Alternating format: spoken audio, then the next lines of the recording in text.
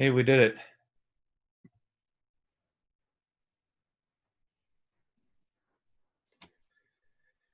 Sorry about that, guys. My MacBook had a very untimely demise. No problem. Okay.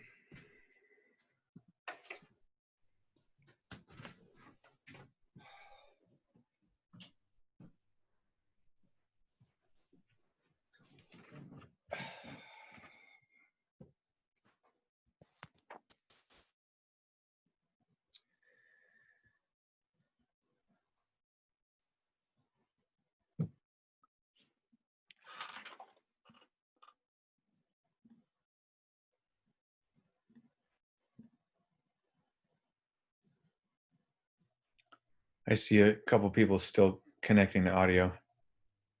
Hey guys. Looks like we got people. There he is.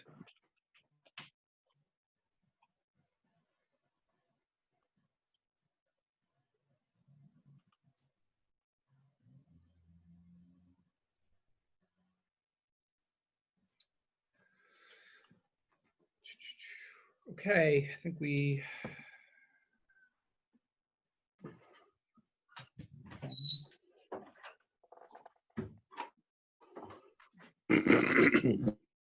There we go. Sorry.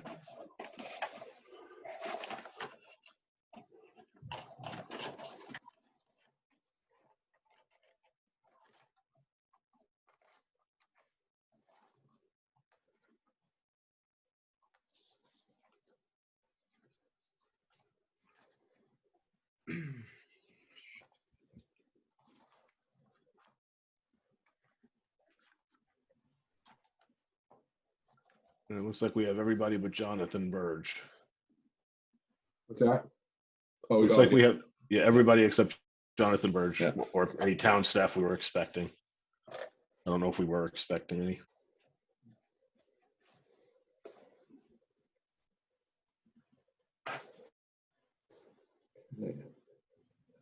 Try out this. Hey, let's get it going then. We've got a quorum, so. Do we have anybody from?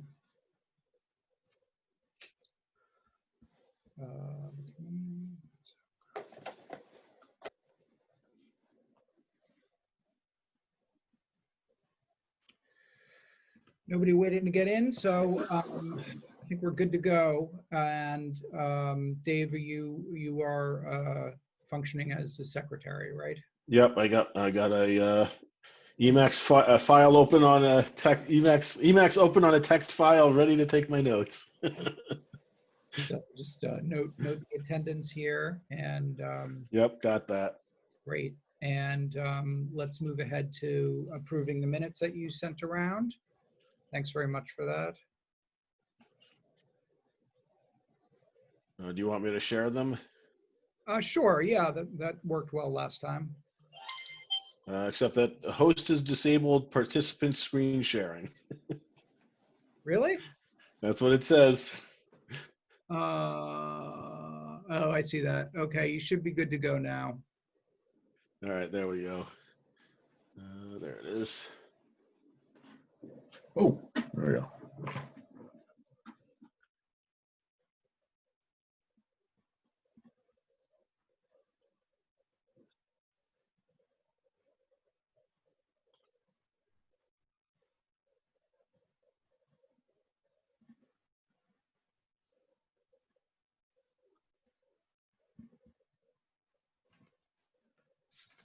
Let me know when to scroll.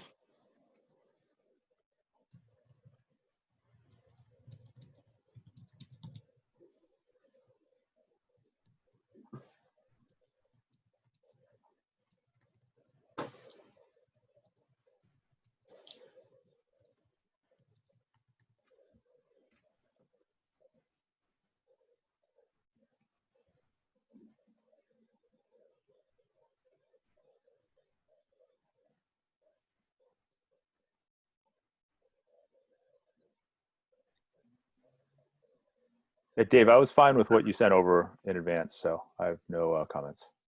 Okay. Same with me.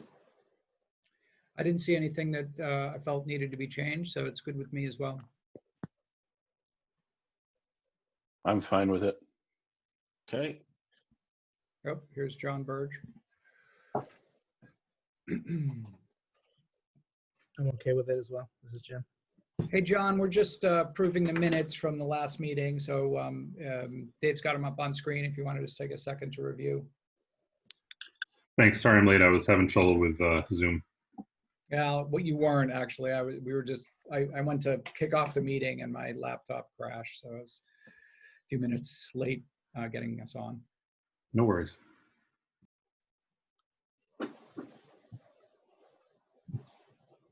All right. You ready to go on it? Just let me know. I think so. Okay. I think those are great. Thank you so much for a very I'll detailed. move to approve the minutes. Or Somebody want a second? Second? Okay, and to approve them, I think we do need to just take a roll call vote. So I'll just go through as I'm seeing you. Jonathan Green, sorry, Yeah, I vote yes. and Glenn Wong, aye. David Goldberg, Abstain. Aye. yeah, Jonathan Bird, Hi. Jen, Yes. Charlie, Aye. Dan, Aye. Mr. Lawrence, Aye. and I'll vote aye as well, so it's unanimous. Okay. Great. On to our next agenda item here. Well, public comments, and I'm not sure if there's anybody from outside the committee in the meeting. I don't see anybody. So I think we can kind of move past that. Can I pretend I'm from the public? Of course, go ahead. No, just in getting into the meeting, I tried using, normally when I get a calendar invite, the Zoom link is embedded in the invite. In this case, I had to go to the attachment that David had sent out. That was, I guess, the official posting for the town clerk and where the link was. And that link was broken because of a line break. So I had to, copy and paste it. It wasn't clickable. Yes. So I'm wondering if there's a way we can solve that problem. Well, for us, we can solve it by when we send out our calendar invite that, I guess you just sent out a calendar invite. Is that correct? We normally don't, actually. Oh, I yeah. sent it out. I thought I was doing us a favor. Sorry. It never occurred to me to make an adjustment other than attaching the Google Doc. Right. So what I did, I think, is I dragged that email. I use Outlook. I dragged that email onto my calendar at that slot. But with the attachment, it doesn't sort of come through.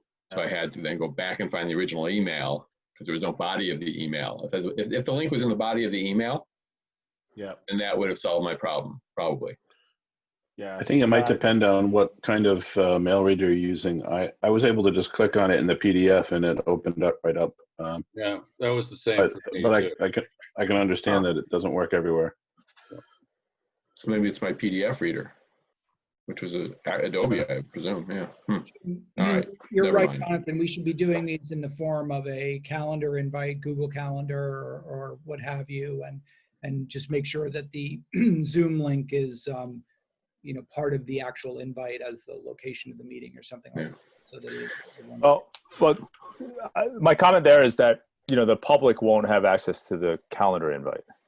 No, but they have access to the agenda. Right. So it's convenient for us as the group, but ultimately we should be able to use the agenda. Of course. So in this case, it does sound like there was a difference in PDF readers, because I was like a few others where I was able to use the PDF and link directly to the Zoom. Yeah, I did as well. That's how it worked for me as well. Yeah. Okay. All right. I'll have to see if I can sort out my own problem there. Then if I could just, one other point here about the Zoom meetings. If we could take a poll, and we'll go around the room here very quickly, and because I'm very unhappy with my Zoom persona, I just don't like my lighting. So I see some people's lighting is much better than mine. So if people can tell me whether they're using the embedded camera in their laptop and what they're doing about lighting, what the lighting situation is. I'm just trying to correlate. I think in Practices. generally you want to be lit as opposed to have something in the background. Right. And So- I do have I bought an extra light, but it's not doing the trick right now as much as I'd like it to. Got a little LCD light that you can use, you can attach to a camera. Yeah. And I have it on a little, it's adjustable, obviously, like that. And I have it on a little tripod. And so you've seen me kind of moving it around. Unfortunately, where my laptop sits, it's a little bit hard to get it hitting me right. Right. But it works fine to illuminate my face just for this type of thing. Yeah, but there are even some shadows on you, Paul, compared to, for example, Glenn. I turned it so I was actually facing the. Yeah. Yeah. So Jonathan, to answer your questions, I am using a laptop camera on a MacBook Pro. That's, I don't know, probably about 5 or 6 years old. I do have a second monitor right above my laptop. And so that's quite bright. So that's bringing some additional light. And then I have another light behind that's shining on me. And this is with that light off. So you can see my face just a little bit darker. Yeah. So. Yeah. And what kind of light is that? And is that a that's just like bulb? It's a small halogen lamp. Yeah. My setup is. Yeah, I can't really show it to you, but. Yeah, my setup is similar to Glenn's. I mean, I have an embedded camera in an Apple Mac Air, and I happen to have a small halogen light actually directly above the laptop. So if I lean in like this, there's more light on my face. If I back, there's less. Just in general, if there's more light behind you than in front of you, you're going to have problems. If you can shut off the light behind you and have something in front of you.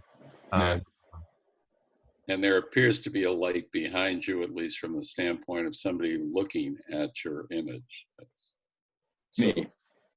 Yes, looking at your image, I see light in the background. Yeah, well, actually, there's an overhead light almost directly above me. I'll turn that off. See what happens. And now I have, whoa. I like that. Now we're telling ghost stories around the campfire. Here we go. All right, that's what you got. Doesn't work in the daytime, but I'll go with that for now. We can now see your face very clearly. Right. We can't see anything else, but. Yeah. Looks like Halloween at your house. Yeah. Well, it actually looks like you just uploaded a black background as your virtual background. Yeah.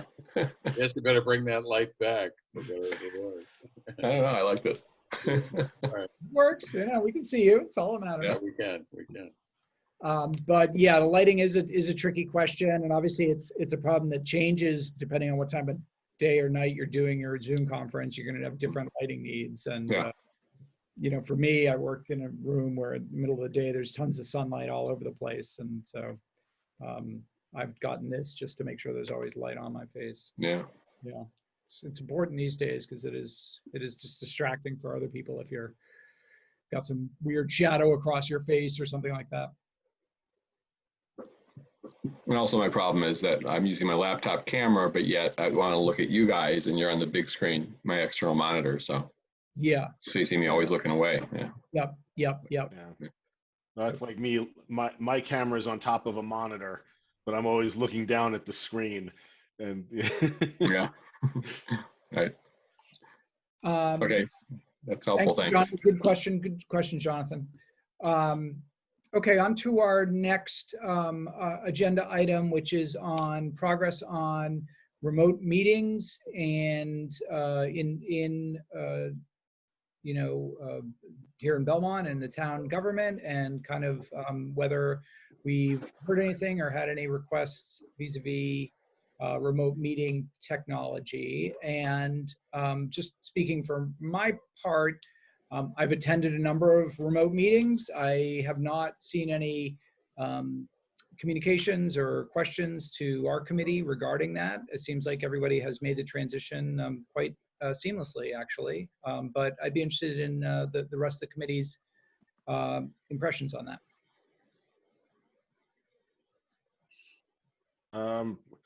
I've attended a couple. I've attended 2 select board sessions, Didn't stick around much for either of them, but I did get in just.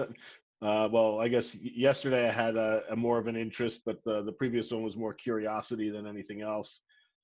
They seem to be running pretty well. So you went to the meeting last night For a while, yeah. with where they were talking about the property development? Yeah, yeah. Were there a lot of people on that meeting? It appeared to be. I think the participant count was well over 100 when I got off because I had other stuff to do and they were way past the 8 o'clock time. They told me that it might be spoken about. They were still talking about the new school committee replacement, and I was like, okay, Janet can finish this up and say anything if she wants to, but I had other things I had to deal with. Yeah. But again, they seem to be managing it pretty well. They've got, I don't know if it's the town moderator or somebody is doing something to, keep everything muted and then letting people on to talk as necessary. And they seem to have it as a pretty well-defined process. It's not, a dictator arbitrarily making decisions. There's like here's how you raise your hand kind of thing. Yes. Yep. Which seems to be working okay. Yep. Yeah, we're using it for CPPC as well. You are. And it is the chat bar is very, very useful.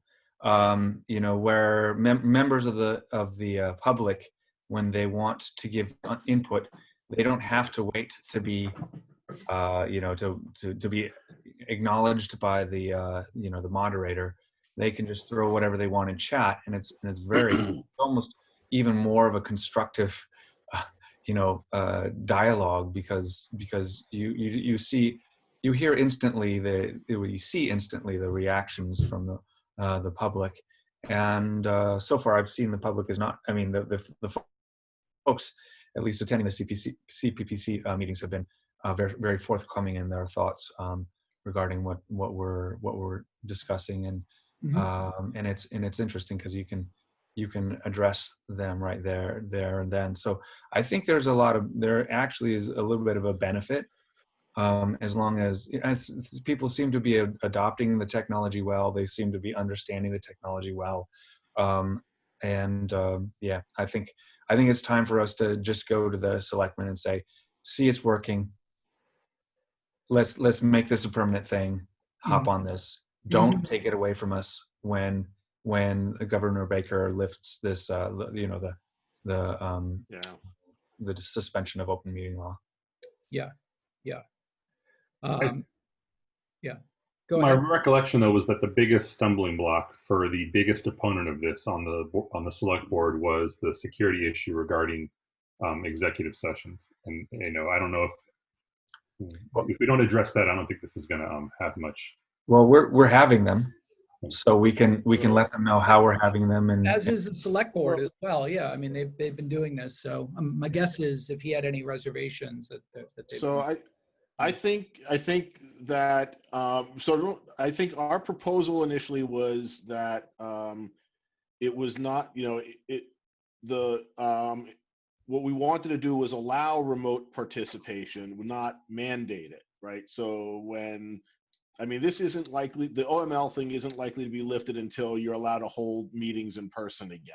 Yeah. And at that point, executive session has to be in person. Fine. I don't think that's worth fighting about. And I don't think, I was sort of surprised that Roy brought that up even. I mentioned it in the context of the pandemic, but when we were given our presentation in person, no, I guess we weren't in person. We were the first that wasn't. Yeah. I was sort of surprised that he even brought that up because that was not our proposal. So maybe I'm confused. Are you telling me that when you go into executive session, the members that are remote just have to drop off? Right. Essentially, if they go back to the previous OML, I think that you would you have to have a physical quorum. You would have a physical quorum, and that's who would be in executive session. Okay. Well, then I don't. Yeah, I totally agree. It seems like an invalid objection. Then. Yeah. So have there been any meetings with a mix of people a balance of people attending remotely versus attending in person. Was anyone physically there last night, or were they all remote? I think they're I all. believe they are all remote now. At this Yeah, point. I think I there think was. the dynamics are going to be pretty yeah, interesting. Yeah, because town hall Yeah. is like locked. I mean, they're not. There's Right. Yeah. open. The meeting where we made our proposal was a mix. They were Yep. in the room with a limited number of people, Socially. and I think the following one was also done that way, and then it went all remote after that. Yep. I just think it's going to be a challenge when we get people together again, to make sure that there's the right weight between people remote and people, in the room. We don't want one group to drown out the other. We want them to be Yep. fair and equitable. Right. Yep. And I think somehow if we can bring the chat session into, you can tell I'm at home. Good things happen at home always. That's breaking up. Yeah. You take a break for a second, Phil. Emotional value to me at all, but Boys. Boys. I think it might be good to get might be good to get the chat session somehow visible to all people who are in the quorum or who are physically present, whether that's kind of suggesting that I think pretty much everybody has a laptop nowadays. If you can bring them into the meeting, or have there be a monitor where you can have the chat session up or something like that. Yeah, I think a monitor or a projection. We have a couple of ways of doing that at work.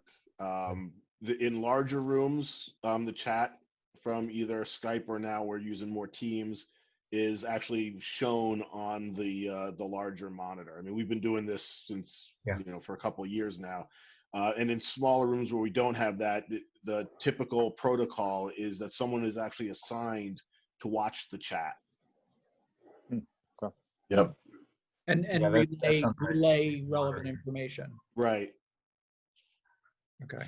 Yeah, I will say that having everybody see all the chat all the time is a very, very I think positive dynamic. But at least having somebody monitoring the chat and making that sort of a part of the protocol, I think that's right. I mean, the meetings I've been to, the way that they have managed it, and I think this is probably consistent across the town, is that the chat only works with the meeting organizer, who is, depending on the meeting, it might be Belmont Media Center, or like for us, it might be the chair. And so attendees can't chat with the group or with individual members.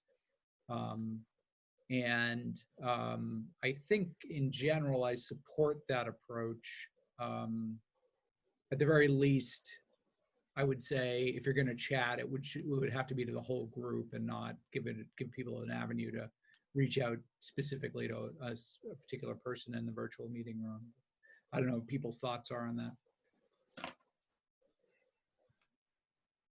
Yeah, again, I think it's going to be. I think we as a group should probably say what we found useful, and I think it's going to probably just be up to each one of the various committees or whatever to kind of decide their own protocol. I think we're not going to mandate. I don't think the town is necessarily going to want to mandate anything, but I do think that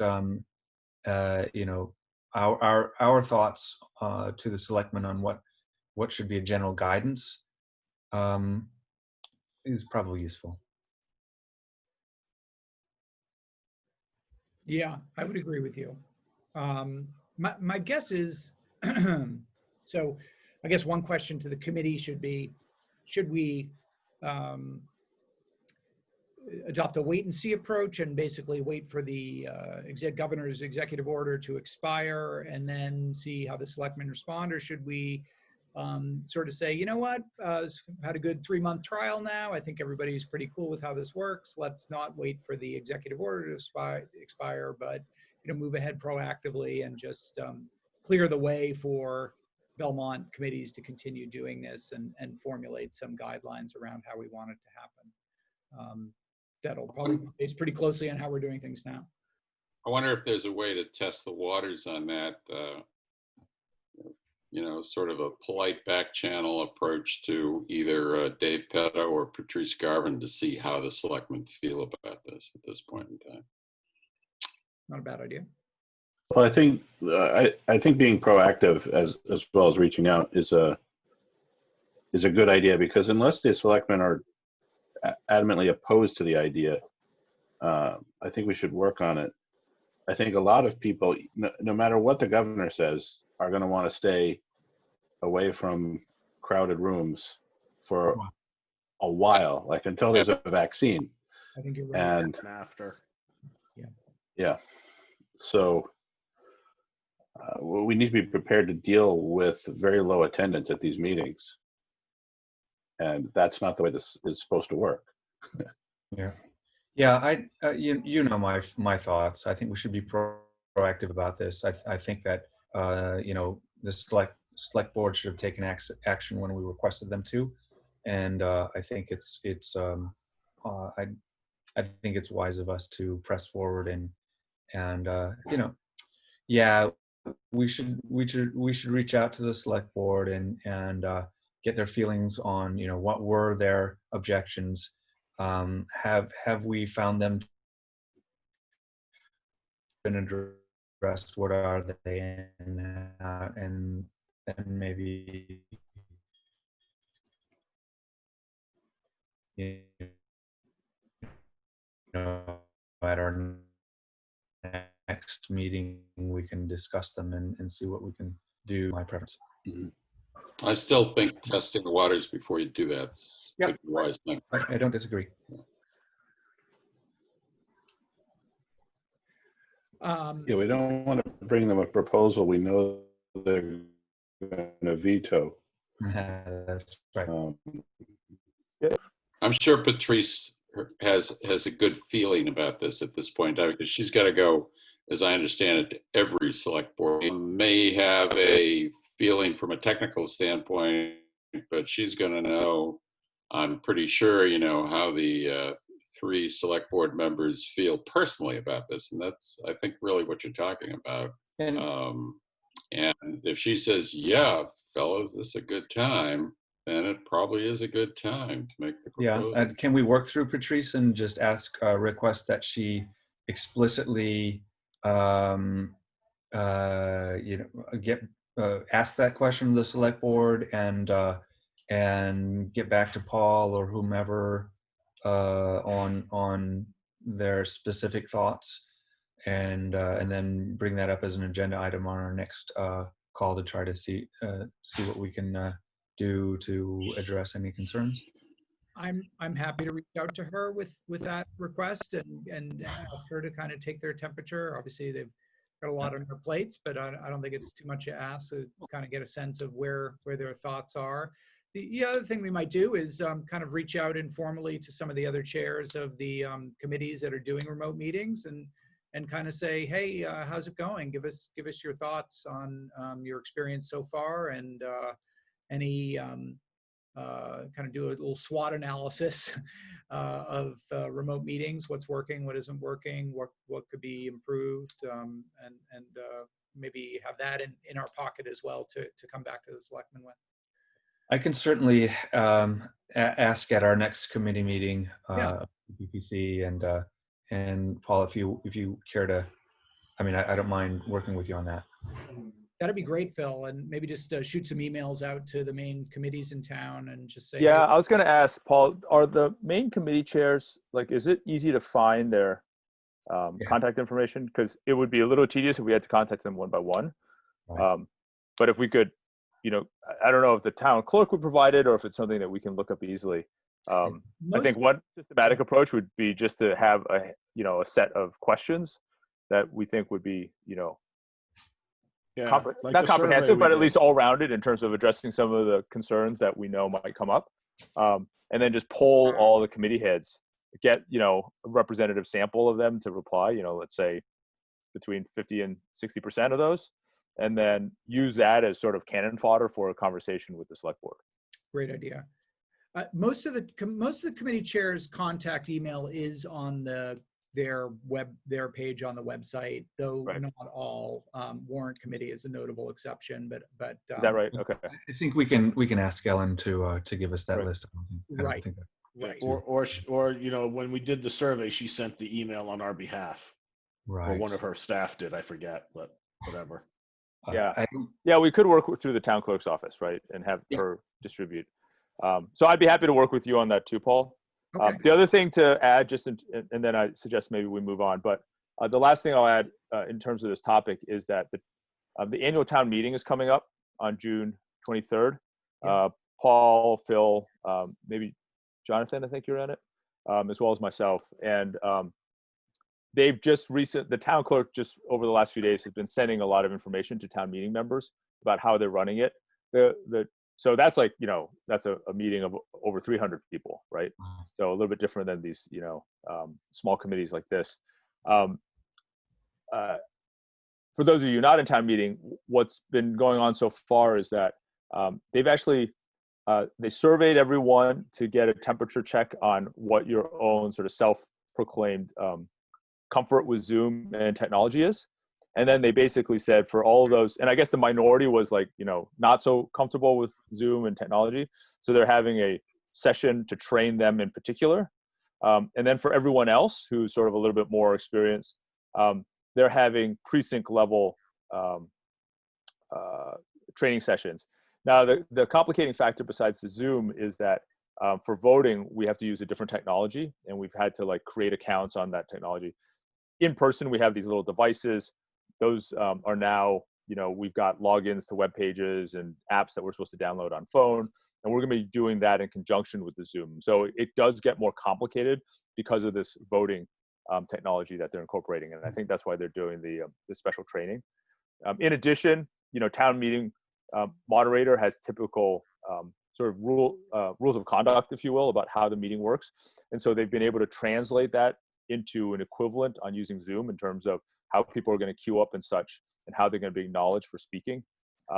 And so they've published, I forget what it is, like a 4 or 5 page little how-to or what to expect at town meeting. So we'll see how that all works out. But that will probably be also part of the collective experience on remote meetings that will play into the conversation. It's a good point. I think that's going to be a big, that'll be a very unique and big part of the deliberations on just general open meeting. So yeah, I think that's right. I did reach out to Mike Widmer back in mid-March just to offer our committee as a resource for him if they had any questions, if they had any thoughts about doing virtual town meetings. So, and he kind of sent me a polite email back, but I didn't hear anything to him subsequently. So just to let you know, I kind of put us out there as a resource, but it sounds like they've probably working with Dave and so on are on top of things. So I don't think it's complicated. It's just a matter of making the right decisions. Yeah, a lot of moving parts, with, as Glenn explained, with the electronic voting and stuff. So, I don't know about you, but it sounds to me, Glenn, as well, like they've got a pretty good process in place for getting people up to speed on this. Yeah. Did you say that the town meeting is the 23rd of June? I think that's. So that's the election. That's the election. Yeah. I'm sorry, you're right. That's the election. The town meeting is it the 16th then? It's the 16th. Okay. Yeah. I was going to say that would be a really long day. Yeah. Okay. Cramming all your civic engagement into one 24-hour period, basically.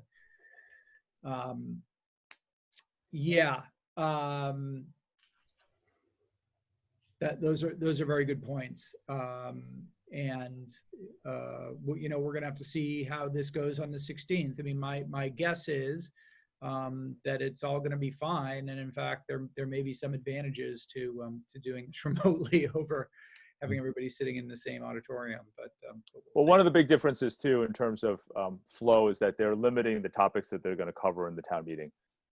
You know, usually it's spread over 2 sessions over a month, and you know, each for like 2 days.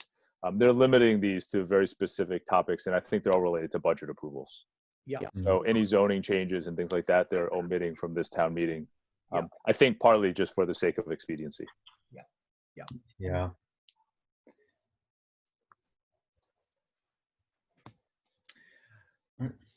Okay. So actions out of that, I think Glenn, Paul, and I will probably try to get with Alan, get a three or four question survey out to the heads of committees, and we'll just try to reconnoiter and find out what the selectmen think about it, and then Right. at our next meeting see what. Thoughts about what we want to ask? Sorry, what was that? Are there thoughts on what questions you guys would be interested in having answered in terms of remote Yeah. meeting? I have a thought. Go. I think it's important. I mean, the town meeting, of course, is its own special case just because of the numbers involved. But it's important to, I think, make sure you get some feedback from the larger committees that may have a, let's say, a more robust public attendance than we do, and to ask the question about how they handled the questions from the audience, the chat aspect. I think that's important to make sure that the interaction between the public and the committee is being handled, in their opinion, at least effectively. And maybe something about closed session, whether you go into an executive session and how you're handling it, and what your thoughts on are if you had remote participation, how you would handle it. How would you like to handle it? I think we should ask them generally about attendance and you know, whether they've seen Yeah. trends, more or less attendance, you know, to these, any Yeah. difference in engagement. It's a little bit of an add-on to our previous survey, right? But I think this one's a little bit more, okay, now that you've done it, what are your thoughts? Are you having any big troubles, any sore spots? I mean, I think it could be just really super simple and super open-ended. I think 4 or 5 questions tops. Yeah, right. Just what are the best? What are the advantages? What are the disadvantages when you get back? You know, together where you can meet and have remote participation side by side. What do you think are going to be the biggest, you know, stumbling blocks? And just kind of leave it at that. Right. Yeah, I like that idea, Phil. This just having sort of a quick up or down vote, right? When the emergency order's lifted, would you still want this in, you know, this tool in your tool belt, right? Because that's an easy thing you present to the selectmen, and then or select board, and then the other question would be around the exec session and some of these other ways that you can communicate using the technology, because hopefully that will address some of the direct comments and concerns that they aired before we went into this mode. Yep. Okay. Let's make it so. And Glenn and Phil, I will work with both of you on that. Okay. Great. Sounds good. Great. Okay. Next agenda item, and I'm scrambling here to get it up in front of me, but I think it is on remote classroom, BPS, Belmont Public School remote learning and device plans. Let's see, I think initially we had wanted to have Steve Mazzola here. I don't think Steve's on the line. I did have a chance to just speak briefly with the superintendent and Janice Darius and the school committee, just you know, about what they're doing now. And basically, obviously Belmont Public Schools has shifted to remote learning, remote instruction, but are not doing simultaneous instruction. They're not doing live lectures via Zoom, following guidelines from Department of Elementary and Secondary Education, at least for now. They are looking to roll out more extensive remote learning next fall when it's anticipated, at least some instruction is going to have to be remote.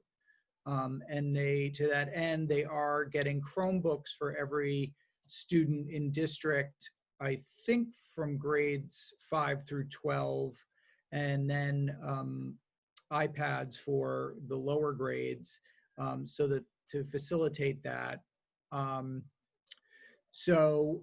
This is going to be a big platform shift for the public schools from, one-to-one devices in 9 through 12 with the iPads, but no one-to-one devices in the lower grades, to basically having everyone in district have one-to-one technology. Significant investment for the district in terms of hardware. I had questions about whether they should just have a BYOD policy and focus resources on the kids who did not have access to a device at home or didn't have their own device. But I think that they are erring on the side of kind of uniformity. And so I guess, the question for the committee is, what we think of this approach. And I guess if we were to give any advice to the district, Belmont Public Schools, on moving forward with this, or concerns, what would they be? Or can we kind of be of an assistance in guiding them through this transition? I must say, when I asked why they weren't doing a BYOD approach and instead buying a device for every student in district, some of the answers I got, like, well, we're worried about Zoom bombing and stuff like that, just didn't really make a lot of sense to me. I get that there's an advantage for remote, for management, IT management, to have just a uniform desktop for the whole district, but it also, that convenience, I think, is going to come at a pretty high cost for the district. So I must say, some of the answers I heard as to why the district is opting to buy devices for everybody didn't make a lot of sense to me. The security arguments, I guess. Don't you think that part of it had to do with the issue of equality, in the sense that they sidestepped that by giving everybody a device? Then they're assured that people that might not have the device at home do have the device. They haven't quite sidestepped the issue of, well, does everybody have a Wi-Fi connection or not? That's another thing. Yep. Well, this all came kind of out of the blue, as far as I know. I didn't hear anything about it until we got email from the high school, because, my daughter has to turn in her device and get a new device. And so I feel like it's a little late for us to give advice about this at this point. Although we may have some feedback. Yeah, it is. Except that I think the reason why they're going for uniformity is about management. Yeah. I'm sorry, Paul, you're breaking up a little bit. I didn't hear that. Let me, 1 second. I'm sorry, I'm a little bandwidth challenged, so I'm just going to turn off my camera so that you can hear my voice a little better. Okay. So yes, you're right, and definitely for this academic year, that ship's already sailed. I guess the question is, these are, when you make a commitment to one-to-one device to student, that's an ongoing commitment that you're making every budget year, and so. Rolling ahead to 2021 academic year. And onward, if there are other, if they want to evaluate other options such as BYOD, it might be useful for ITAC to sort of say, here's either other districts are doing this and it's good, or here are how you can mitigate, whatever the concerns you have, whether those are security concerns, device management concerns, or what have you. But you're right. For this year, it's a done deal. The orders already out to purchase. So. Sorry, go ahead. Well, I'm just curious. What are the cost of devices now? Have the costs come down now such that it is more cost effective to buy a uniform set of devices and save on support costs? have they done that analysis? Has it come out in such a way that we're now to that point? I don't know. I don't But- know. I don't know that any cost analysis was done. I think to Charlie's point, I think the primary driver was a question of equality, both the fact that they knew that there were students in districts who did not have individual access to a device. And not meaning they don't have a computer at home, again, meaning they don't have an individual computer, which is, bigger number than the number who don't have a computer at home. Right. And probably, if I had to guess, maybe a desire to avoid the sort of, well, this guy's got a souped up laptop and I've got this old beat up laptop, and the sort of qualitative distinctions that kids are absolutely going to make between hardware. So I get that. All I'm saying is that from the district standpoint, there's a big cost difference between BYOD. I think, I don't know, but I would assume there's a big cost difference between BYOD and one per device. But like you said, maybe when you figure in support and additional tools to manage a diverse device population, it all comes out in the wash. I don't know, but I don't know what analysis was done to inform the decision. And the reasons I heard, Zoom bombing and stuff, didn't really add up. Yeah. So I think we're kind of guessing a little bit. It would be good to get a little bit of input from Steve on this. And then I think that'll, we're kind of guessing at what would be helpful for us. And without that information, I don't know that we can really make an informed decision. I mean, right. I agree. And again, my goal would be to sort of provide, as we did with some of the other initiatives, kind of provide, here's what other districts are doing, or whether it's 5G or remote attendance or whatever, kind of here's the spectrum of options available to the district, and here's maybe some of the questions you should be asking as you evaluate going forward. I have a question of the committee members that have children in the school system. Do you know when you're going to be informed this summer about what the nature of the instruction will be, whether it's going to be remote, whether it's going to be in person, is it going to be a hybrid or what? Any set date? I don't even know if they've set a date to tell us that yet. Right. No, I not think that I've been it's very following fluid. emails, and I don't think I've seen anything that specific. I may be wrong, but I don't think I've seen anything that specifically says we're going to make such and such decision by such and such time, and to the best of my knowledge, I don't think we've figured out whether it's going to be more of the same or whether it's what. There's no date been set for that. That's as far as I know. Just wondering. Yeah, I think they're really waiting to see how things pan out in terms of the overall public health environment, what guidance they get from the Department of Elementary and Secondary Education, and I think they've made a commitment to the fact they're going to be doing a lot more, to the extent they are going to be doing online learning in the fall, at least for some subset of the students, and that it's going to be a lot more kind of robust than what they're doing now. But It's got to be more robust from what I hear. But they haven't made a commitment as to when they're going to make the final call as to whether, are we having half the students back each day or any of that stuff yet. So yeah, I think we're still waiting to see.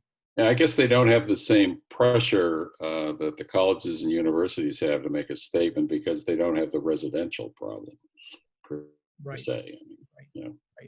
It's going to be pandemonium if they make a decision at the last minute. I'm just thinking about all the things that we usually have to do months before the school year begins, like the tryouts for the fall teams. Usually happen in the spring. They didn't happen. It's going to be a very exciting opening whenever it happens. I thought tryouts for the fall teams happened the last week or so of August. That's what field hockey always used to do it. I guess it depends on the team.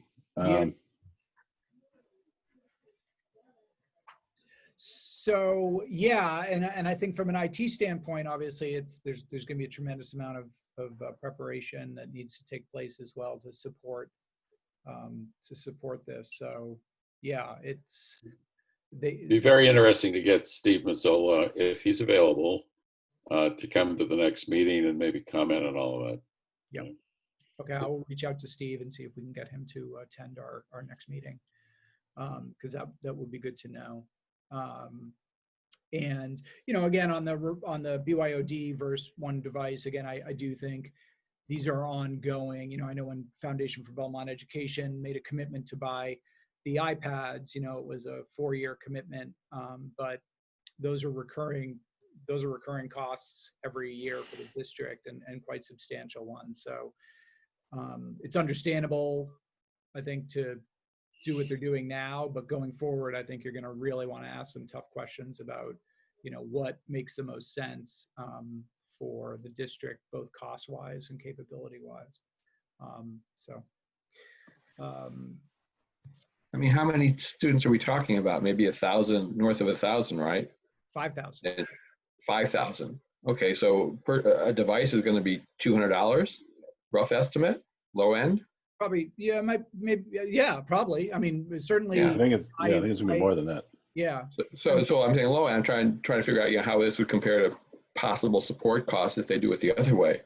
And there's no way that if they allow BYOD, that support costs could anywhere come near to the amount of 200, 250 times 5,000 students. No way.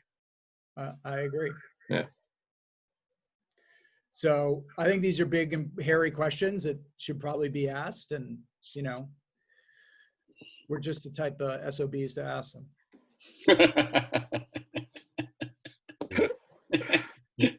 Informed. No one's arguing with you, Paul. Well, just to defend them in absentia, I'm sure Steve has, actual data on how much support each one of these devices requires, and can probably give you a really good number on how much it's going to cost. We'll have Steve into our next meeting, and we will pick his brain both about this. I guarantee you he's thought this through in detail about the plans, the costs, and all the other stuff that's going to happen between now and September, just to support this huge shift in the way that we're delivering education. We'll make that happen in maybe for next month. Okay. Sure, that sounds good. Okay. And if not, then August. Okay. So I meant to have your report for you this week, so but I do not yet. I've made some progress, but I need more time. But I'm gonna postpone our executive session, hopefully till our next meeting, and that leaves us to the feats of strength and airing of grievances part of our annual meeting. Just the picking the next meeting time and date for the group, unless there are other agenda items or other items that people wanted to discuss that we haven't gotten to yet. That sounds interesting to have a rants and raves session here. Maybe you can take something from the PBS show, that incorporates that. Be interesting. People get the feats of strength and airing of grievances reference, right? It's from Seinfeld, from the Festivus holiday. It was that was the Festivus tradition. Okay. Let's get our calendars out then and pick a date. And I think we've set ourselves some good goals for our next meeting, including again reaching out to the town clerk and to the committee heads and getting some data on remote meetings. What week are we looking at?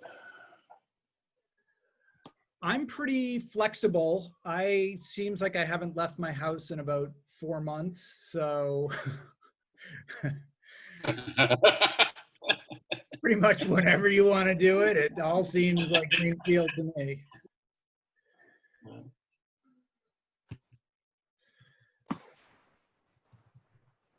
Bastille Day, July 14th. July the 14th? That looks as good as Danny. Works for me. Sacre bleu. Okay with me? And with me. Yeah.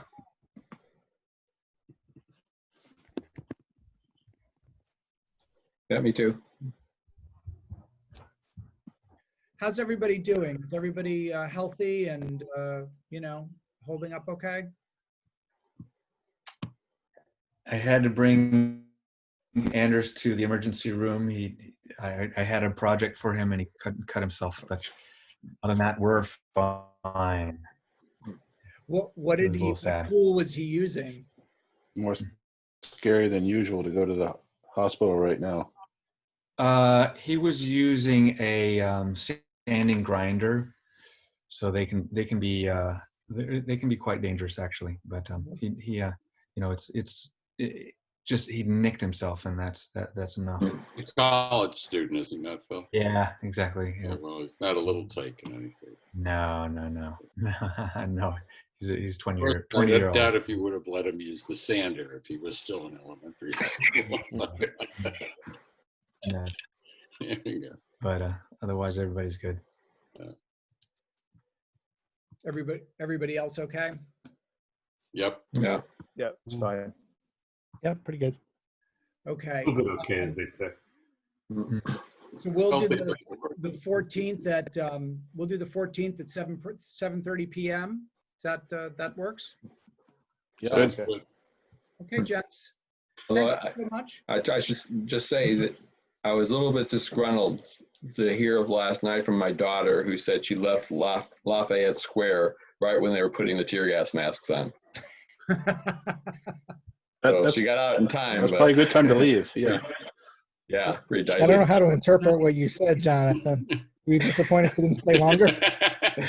Or that she didn't have her own tear gas mask. Yeah, I guess I'm a bad father. I don't send her away with a tear gas mask. Yeah, I have a friend who lives in an apartment building overlooking Lafayette Square, and Mm. she is not happy right now Mm. because the tear gas just goes where it wants, and it Mm. comes right in her apartment, and yeah, it's a scary thing right now. Yeah. I heard a lot of people in that neighborhood were letting people come into their house and kind of shelter with them and, kind of taking them off the streets. Before we conclude, I have this is just a point of information question concerning the timing of the town election and the timing of the town meeting. Did you guys say that the town meeting is going to precede the town election or not? Yes. 16th. So in other words, the town meeting members have already been elected then, presumably, earlier in the spring. No. No, it's the previous town meeting members. Oh, And that's interesting. yeah, people are all, if you were up for election in April, you're basically it's like extended dance mix version of your term, including our selectman, Adam Dash, who was supposed to, stand in April. So yeah, no, they're all kind of in this attenuated term that will end in June. Oh, really? Usually that's not the way it is, right? You have the election first, then you have the town meeting. Right. That's right. Yes. Usually the town elections in April and town Right. meeting is sometime Right. in May or June. May Yeah. and June, right. Didn't Yeah, that have it's a something to great- do with the school committee person stepping down too? I don't remember, but I seem to remember that was part of the issue. Susan Burgess Cox stepped down precipitously but they've been, it's a big enough committee. They've just been operating Yeah. anyway, and they just are filling it by appointment for the rest of her term. Any of you have any insights as to why they presumably are sort of doing this backwards on having the meeting? It's just a postponement. It's just a postponement of the election due to kind of mitigated and circumstances that they didn't feel like we would be able to conduct an April election. So they're And I don't think they can put off voting on the budget much longer. right. So Yeah, Okay. July 1 was the hard deadline, I think, because that's when the fiscal year starts. So they couldn't have it any later than, whatever, June 30th. Right. So I think that the 23rd was about pushing it as late as they possibly could, Right. be able to, you know, buy themselves time, I think.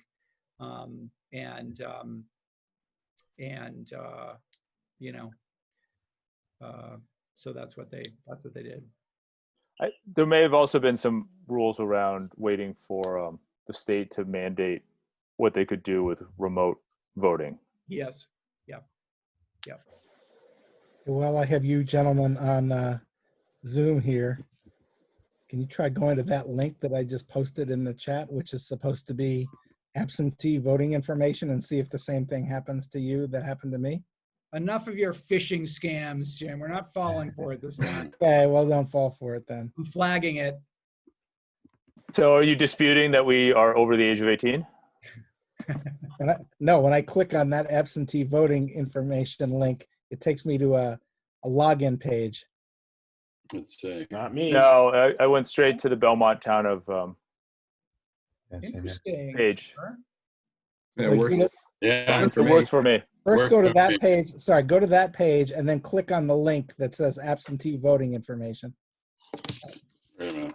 I was not clear enough in my instructions. Yeah. Oh, yeah. It then asked me to log into a page. So we should probably let the Voter suppression. Well, Yeah, you're right. You're right, Jim. Mm, there is a registered. Oh, I see. Wait a second. yeah. That link and the link that's farther down are both broken the same way. Sorry, which links are you looking at? I went right to the page that said general information and voter registration. Let it Right. go one more step. Scroll down and And click on the absentee voting or early voting information links. Let's see what the URL is. Oh, you're right. Yeah. Yeah. Okay. Well, it's, Guess I'll email the town clerk. Yeah. Do you want to take I'm not sure when the drop dead date is, but we asked for our absentee ballots a long time ago and we received them promptly. Yeah. Yeah, I we got got mine. ours within a few days of sending in the applications. Well, if it's past the deadline, then they could still come up with a better message to present rather than a login screen, I think. Oh, I'm not disagreeing with that. There's something broken here. That's for sure. Yeah.